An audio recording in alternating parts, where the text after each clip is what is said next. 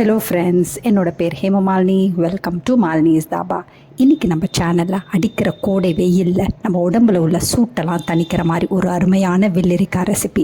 வழக்கமாக நம்ம செய்கிற மாதிரி இல்லாமல் ரொம்ப டிஃப்ரெண்ட்டாக வெள்ளரிக்காய் வச்சு எப்படி வெரைட்டி ரைஸ் செய்கிறதுனா இந்த வீடியோவில் பார்க்க போகிறோம். டேஸ்ட்டும் நல்லாயிருக்கும், அதே நேரத்தில் நல்ல கமகமான குழந்தைங்க விரும்பி சாப்பிட்ற அளவுக்கு இருக்கும். ட்ரை பண்ணி பாருங்கள். வீடியோவுக்கு போகிறதுக்கு முதல்ல இது வரைக்கும் நம்ம சேனலை சப்ஸ்கிரைப் பண்ணாமல் இருந்தால் மறக்காமல் சப்ஸ்கிரைப் பண்ணி வச்சுட்டு பக்கத்தில் இருக்க பெல் பட்டனையும் ப்ரெஸ் பண்ணி வச்சுக்கோங்க. அப்போ தான் நான் போடுற வீடியோஸ் உங்களுக்கு நோட்டிஃபிகேஷன் வரும். வாங்க வீடியோவுக்கு போகலாம். இன்றைக்கி நான் வெள்ளரிக்காய் பிரியாணி தான் செய்ய போகிறேன். அதுக்கு மீடியம் சைஸ் வெள்ளரிக்காய் 2 எடுத்திருக்கேன். நல்லா கழுவிட்டு நுனி பகுதியை வெட்டிக்கோங்க. நாட்டு வெள்ளரிக்காய் அப்படி இல்லைனா ஹைப்ரிட் வெரைட்டி எது வேணாலும் எடுத்துக்கலாம்.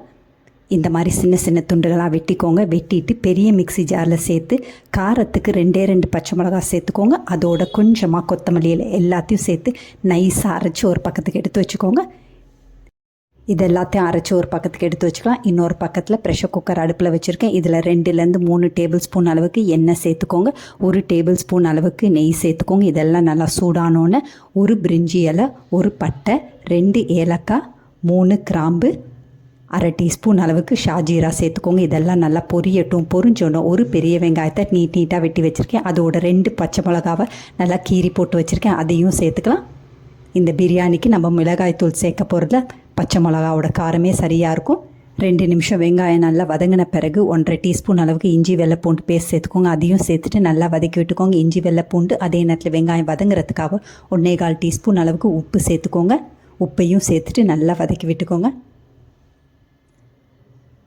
மறுபடியும் ஒரு 2 நிமிஷம் நல்லா வதக்கி விட்டுக்கோங்க. வெங்காயம் இந்த அளவுக்கு நல்லா வதங்கினோன்னா 1/2 கைப்பிடி அளவுக்கு கொத்தமல்லி, 1/2 கைப்பிடி அளவுக்கு புதினா இதெல்லாம் நல்லா பொடியாக நறுக்கி சேர்த்துக்கோங்க. சேர்த்துட்டு மறுபடியும் ஒரே ஒரு நிமிஷம் நல்லா வதக்கி விட்டுக்கோங்க.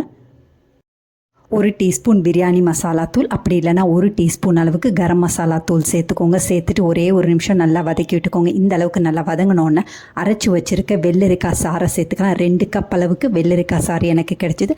அதனால் 2 கப் அளவுக்கு வெள்ளரிக்காய் சாறு சேர்க்குறேன். சேர்த்துட்டு நல்லா கலந்து விட்டுக்கோங்க. உப்பு இப்போ செக் பண்ணிக்கோங்க. உப்பு பத்தலைன்னா கொஞ்சமாக உப்பு சேர்த்துக்கோங்க. 1/4 டீஸ்பூன் அளவுக்கு உப்பு சேர்க்குறேன். உப்பையும் சேர்த்துட்டு நல்லா கலந்து விட்டுக்கோங்க. நான் ஏற்கனவே 1 கப் அளவுக்கு சாப்பாட்டு அரிசி எடுத்து 2-3 தடவை நல்லா கழுவிட்டு 1/2 மணி நேரமாக ஊற வச்சுருந்தேன். ஊற வச்ச அரிசியை தண்ணியெல்லாம் வடித்து வச்சுருக்கேன். அதை இப்போ சேர்த்துக்கலாம். சாப்பாட்டு அரிசியில் செய்கிறதா இருந்தால் 1 கப் அளவு சாப்பாட்டு அரிசிக்கு 2 கப் அளவு தண்ணி சேர்க்கணும். அதுக்கு தான் நான் இன்றைக்கி 2 கப் அளவுக்கு வெள்ளரிக்காய் சாறையே சேர்த்துருக்கேன். ஏன்னா நம்ம இன்றைக்கி வெள்ளரிக்காய் பிரியாணி செய்கிறனால இதையும் சேர்த்துட்டு நல்லா கலந்து விட்டுட்டு ப்ரெஷர் குக்கர் மூடியை போட்டு வெயிட்டையும் போட்டு ஹை ஃப்ளேமில் 1 விசிலும் லோ ஃப்ளேமில் 5 நிமிஷம் வச்சுருந்த பிறகு அடுப்பை ஆஃப் பண்ணிடுங்க. ஆஃப் பண்ணிவிட்டு நல்லா ரெஸ்ட் ஆனோன்னு ப்ரெஷர்லாம் நல்லா ரிலீஸ் ஆனோன்னு ஓப்பன் பண்ணி பார்த்தலாம். இப்போ பாருங்கள், நல்லா திறந்தோன்னே நல்லா கமகமான வெள்ளரிக்காய் வாசத்தில் பிரியாணி ரொம்ப ஈஸியாக ரெடி ஆகிடுச்சு. உங்களுக்கு பார்த்தாவே தெரியும் பிரியாணி நல்லா ஒன்றோட ஒன்று ஒட்டாமல் நல்லா உதிரியாக வந்திருக்கு. நம்ம சேர்த்த தண்ணி மெஷர்மெண்ட் கரெக்டான மெஷர்மெண்ட். 1 கப் அளவு அரிசிக்கு 2 கப் அளவு தண்ணி கரெக்டான மெஷர்மெண்ட். நம்ம இன்றைக்கி தண்ணி சேர்க்காமல் வெள்ளரிக்காய் சார்லேயே செஞ்சனால டேஸ்ட் ரொம்ப பிரமாதமாக இருக்கும். நல்லா கலந்து விட்டுக்கோங்க.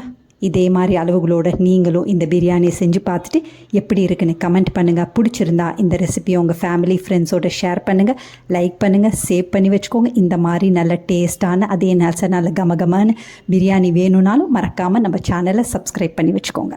தேங்க்ஸ் ஃபார் வாட்சிங் ஃப்ரெண்ட்ஸ்.